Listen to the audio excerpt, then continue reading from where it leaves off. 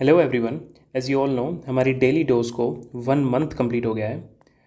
सो हमने मॉर्निंग में एक टेस्ट दिया था। आई होप कि आपने वो टेस्ट लगाया होगा एंड उससे आपको अपनी प्रिपरेशन का भी पता लग गया होगा। सो चलिए अब उसको डिस्कस कर लेते हैं। गुप्ता पीरियड में सोने के सिक्कों को यानी कि गोल्ड कॉइन्स को क्या कहते थे? तो इनको कहा जाता था दिनार। ये गुप्ताओं ने इशू किए थे गोल्ड कॉइन्स और इनका नाम था दिनार। गुप्ताओं ने सिल्वर कॉइन भी इशू किए थे जिनको रूपक कहा जाता था। रूपक टंका इशू किया था बाय दिल्ली सल्तनत में एक सुल्तान होता था। दिल्ली सल्तनत का एक सुल्तान था इल्तुतमिश। इल्तुतमिश इसने इशू किए थे टंका, और ये टंका होते थे silver coins. Silver coins and इसके कॉपर कॉइन्स, इसने कॉपर कॉइन भी इशू किए थे इल्तुतमिश ने। कॉपर कॉइन्स इनको क्या कहा जाता था? इनको कहा जाता था जीतल। जीतल। आपके लिए क्वेश्चन है, गुप्ता पीरियड में एक किंग था जिसको विक्रमादित्य बोला जाता था। विक्रमादित्य। तो उस किंग का नाम बताना है, ठीक है। इनमें से किस नदी को चंद्रभग्गा नदी के नाम से भी जाना जाता है? ब्यास, चेनाब, रावी या झेलम? चेनाब नदी बनती है चंद्र और भग्गा दो नदियों के मिलन से। चंद्र नदी एंड भागा नदी।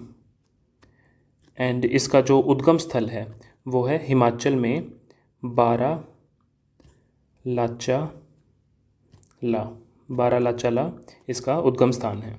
और Indus water treaty, Indus water treaty इसके अंडर बनने वाला फर्स्ट हाइड्रो पावर प्रोजेक्ट कौन सा है? इसका नाम है सलाल डैम। सलाल डैम पे ये हाइड्रो पावर प्रोजेक्ट बनेगा। और ये सलाल डैम कौन सी नदी पर बना हुआ है? चेनाब नदी पर, in Reasi district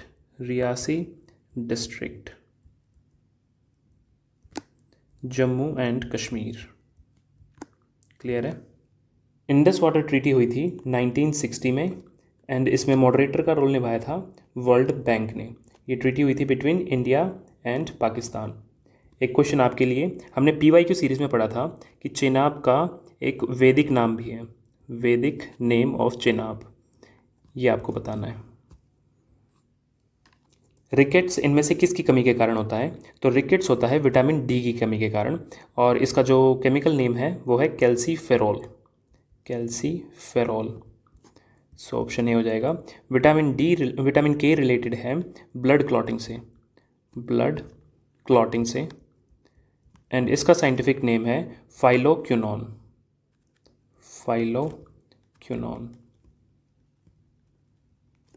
vitamin B12 related है अनीमिया से।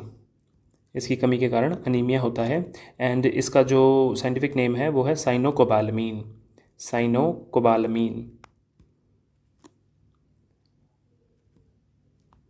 विटामिन ए रिलेटेड है नाइट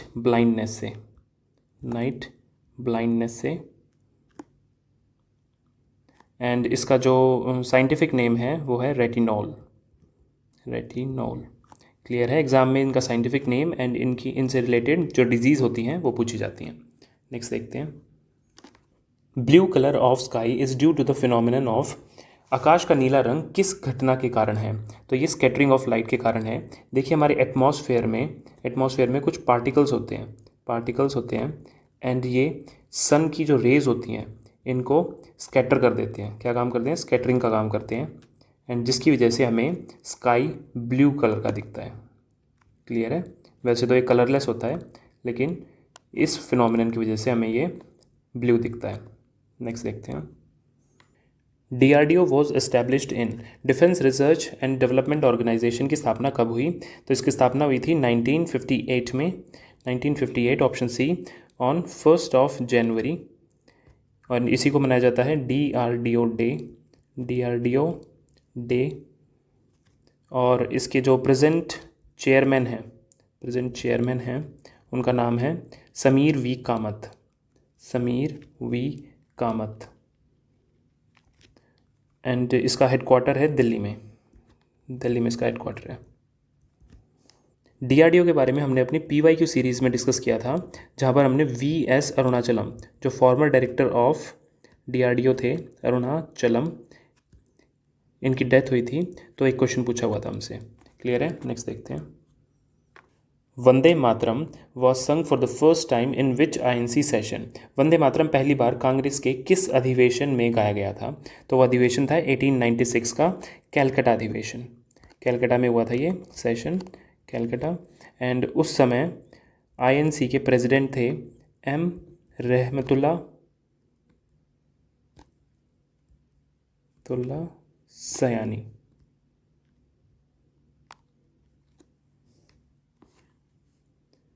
और ये गाया किसने था? ये गाया था रविंद्रनाथ टैगोर ने। पूछे कि लिखा किसने था? तो बंकिम चंद्र चटर्जी ने लिखा था, बंकिम चंद्र चटर्जी ने। और इनके नोवेल की बात करें तो बंकिम चंद्र चटर्जी ने एक नोवेल लिखा था, आनंद मठ। आनंद मठ। फिलहाल ये हमारा नेशनल सॉन्ग है, एंड जो हमारा नेशनल एंथम है वो गाया गया था 1911 में, दैट इज़ जन गण मन। जन गण मन गाया गया था 1911 सेशन में, एंड ये सेशन भी हुआ था कैलकटा में ही। सो दोनों सेशन कैलकटा में हुए थे, एंड इस समय इसका प्रेसिडेंट थे बी एन डार। बी एन डार। और ये उस समय किसको वेलकम करने के लिए गाया गया था? जनगण मन। तो ये वेलकम करने के लिए गाया गया था जॉर्ज 5 को, जॉर्ज 5। 1888 का सेशन इसलिए इम्पॉर्टेंट है क्योंकि उस समय प्रेसिडेंट बने थे पहली बार जॉर्ज यूल, और ये कहा जाता है कि ये first English president of INC थे, president of INC in 1888 session. Father of INC किसे कहा जाता है, ये आप लोग बताएंगे। Theory of continental drift was given by, तो थ्योरी ऑफ कॉन्टिनेंटल ड्रिफ्ट दी थी एल्फ्रेड वेगनर ने इन 1912। और ये बाद में इस थ्योरी को, कॉन्टिनेंटल ड्रिफ्ट थ्योरी को सपोर्ट किया था किन दो थ्योरीज़ ने? एक तो थी प्लेट टेक्टोनिक्स एंड सेकंड थी सी फ्लोर स्प्रेडिंग। क्लियर है? तो कॉन्टिनेंटल ड्रिफ्ट थ्योरी दी थी एल्फ्रेड वेगनर ने इन 1912, 1912। Who coined the slogan Simon go back? Simon वापस जाओ का नारा किसने दिया था? तो ये दिया था यूसुफ मेहर अली ने। और कौन से मूवमेंट के? साइमन कमीशन जब इंडिया आया था उस टाइम पे दिया था, साइमन कमीशन इंडिया आया था इन 1928। इसकी एस्टैब्लिशमेंट तो हो गई थी 1927 इन इंग्लैंड, लेकिन ये इंडिया आया था 1928 में। और एक और स्लोगन दिया था यूसुफ मेहर अली ने, quit India, during quit India movement जो हुई थी 1942 में। क्विट इंडिया मूवमेंट को स्टार्ट क्यों किया गया था? Due to failure of Cripps mission आया था इंडिया में इन 1942 में, और इसके फेलियर की वजह से क्विट इंडिया मूवमेंट स्टार्ट की गई थी। एंड साइमन कमीशन को कहा जाता है इंडियन स्टैट्यूटरी कमीशन। इसमें टोटल कितने मेंबर थे? 7 मेंबर थे इसमें टोटल। ऑल वर वाइट्स, इसलिए इसको वाइट कमीशन भी बोला जाता है। क्लियर है? Who was the first speaker of Lok Sabha? Lok Sabha के प्रथम अध्यक्ष कौन थे? तो प्रथम अध्यक्ष थे option C GV Mavalankar, and Rajendra Prasad तो थे हमारे फर्स्ट प्रेसिडेंट, एंड ये दोनों भी स्पीकर ही थे लोकसभा के। अब ये बताइए कि 2024 की लोकसभा जो चुनी गई है अभी, वो कौन से नंबर की है? तो ये 18वें नंबर की है, 18th लोकसभा। एंड इसके जो स्पीकर इनका नाम है ओम बिरला। एंड इसका जो कार्यकाल है 18th लोकसभा का, ये चलेगा जून 2029 तक। अगला क्वेश्चन देखते हैं। Part third of Indian constitution deals with, भारतीय संविधान का भाग 3 संबंधित है फंडामेंटल राइट्स यानी मौलिक अधिकारों से।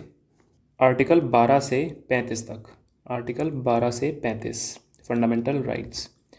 नागरिकता का है पार्ट सेकंड, पार्ट सेकंड में फंडामेंटल ड्यूटीज़ हैं पार्ट 4A में, part 4A।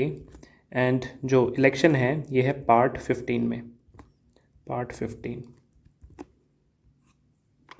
Brihadeshwara temple of Thanjavur was built by, Thanjavur का बृहदेश्वर मंदिर किसके द्वारा बनवाया गया था? तो ये बनवाया गया था राजराज वन के द्वारा, और ये डेडिकेट है शिवा को, लॉर्ड शिवा को डेडिकेटेड है। एंड जो ये थे चोला राज्य के सम्राट, चोला राज्य था, और इसकी जो कैपिटल थी चोला राज्य की वो थी तंजौर। चोला राज्य की सेकंड कैपिटल थी गंगई कोंडा चोलापुरम, चोलापुरम। एंड ये किसने बनाई थी? ये बनाई थी राजेंद्र फर्स्ट ने।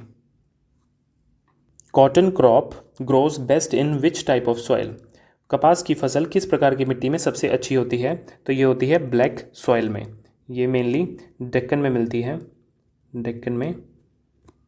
एंड जो इसकी वाटर रिटेंशन कैपेसिटी होती है वो हाईएस्ट होती है, वाटर रिटेंशन कैपेसिटी।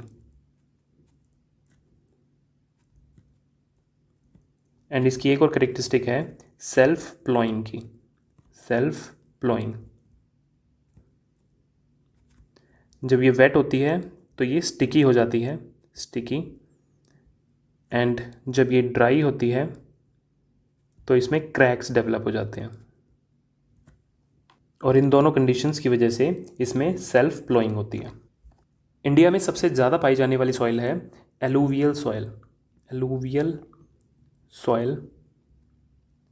उससे कम मिलती है red soil, red soil, then black जिसकी हमने अभी बात की, एंड देन लेटराइट, लेटराइट यानी कि ब्रिक सॉइल। ब्रिक सॉइल किसे बोलते हैं? लेटराइट सॉइल को। कॉटन क्रॉप की बात करें तो इंडिया में सिर्फ एक ही जेनेटिकली मॉडिफाइड क्रॉप अलाउड है जिसका नाम है BT cotton, BT cotton. And इसको परमिशन मिली थी इन 2002।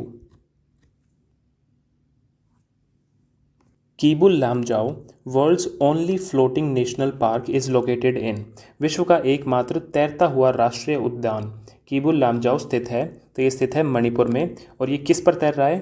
ये तैरता है लोकटक लेक पर, लोकटक लेक पर तैरता है ये। सिक्किम में 2024 में इलेक्शन हुए थे, 2024 में। तो ये याद रखना कि इसमें सीट्स कितनी है टोटल? तो 32 सीट्स हैं, ठीक है। And Sikkim is not a part of seven sisters, seven sister का पार्ट नहीं है। In which article India is also called as Bharat, किस अनुच्छेद में इंडिया को भारत भी कहा गया है? तो आपको याद होगा कि इंडिया दैट इज़ भारत, ये हमारे कॉन्स्टिट्यूशन के शुरुआत में लिखा गया है, यानी आर्टिकल 1 में। गांधी जी ने सॉल्ट मार्च को किस स्थान से शुरू किया था? आरआरबी वाली सीरीज़ में हमने देखा था कि गांधी जी ने कहाँ ख़त्म किया था ये सॉल्ट मार्च। तो ये शुरू किया था फ्रॉम साबरमती, साबरमती, और ये ख़त्म किया था इन डांडी, जहाँ पर गांधी जी ने नमक उठाकर नमक कानून को तोड़ा था। साबरमती है अहमदाबाद डिस्ट्रिक्ट, एंड डांडी है Navsari district of Gujarat, Navsari. Answer होगा बी साबरमती। इंडिया में भारतीय प्रवासी दिवस मनाया जाता है गांधी जी के साउथ अफ्रीका से लौटने की याद में, साउथ अफ्रीका से लौटे थे वो। आपको ये बताना है कि वो किस दिन लौटे थे। Bonalu festival is celebrated in which state? तो ये मनाया जाता है तेलंगाना में, तेलंगाना में मनाया जाता है फॉर गॉडेस महाकाली, इनकी पूजा की जाती है इसमें, और ये प्रार्थना की जाती है कि उन्हें प्लेग से बचाएं, पहले मतलब पुराने ज़माने में इसलिए प्रार्थना होती थी। First Anglo Maratha war was concluded with which treaty. प्रथम आंग्ल मराठा युद्ध किस संधि के साथ संपन्न हुआ? तो ये संपन्न हुआ ट्रीटी ऑफ सालबाई इन 1782। और ये किसके बीच में हुई थी? Warren Hasting and Fadnavis.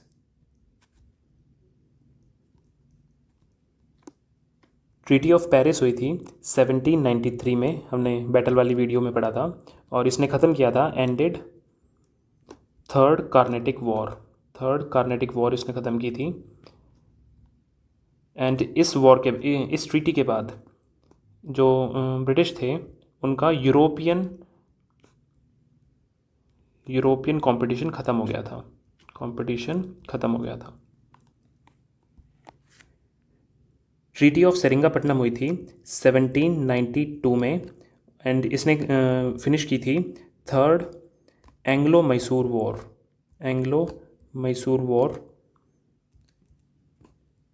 And इसी ट्रीटी ऑफ सेरिंगापट्टनम में ही ब्रिटिशर्स ने टीपू सुल्तान पर 3 करोड़ रुपए की युद्ध हानि लगाई थी। टीपू सुल्तान को कहा गया था कि भाई 3 करोड़ रुपए दीजिए। Kuchipudi is the famous dance of which state. Kuchipudi किस राज्य का प्रसिद्ध नृत्य है? तो ये है आंध्र प्रदेश का। तमिलनाडु का है भरतनाट्यम। केरला के 2 हैं, मोहिनीअट्टम एंड दूसरा है कथकली। ओडिशा का है ओडिसी। आपके लिए क्वेश्चन है कि सत्रिया किस स्टेट का डांस है? इसका स्टेट बताना आपको। Which river crosses equator twice. कौन सी नदी भूमध्य रेखा को 2 बार पार करती है? तो ये है कॉन्गो रिवर, और इसको बोलते हैं जेरी रिवर एंड ये मेनली प्रेजेंट है in democratic Republic of Congo, यानी कि अफ्रीका में। ये तो हो गया इक्वेटर। नाउ जो ट्रॉपिक ऑफ कैंसर है इसको 2 बार कट करती है माही रिवर, जो है इंडिया में। एंड ट्रॉपिक ऑफ कैप्रिकॉन इसको कट करती है लिम्पोपो रिवर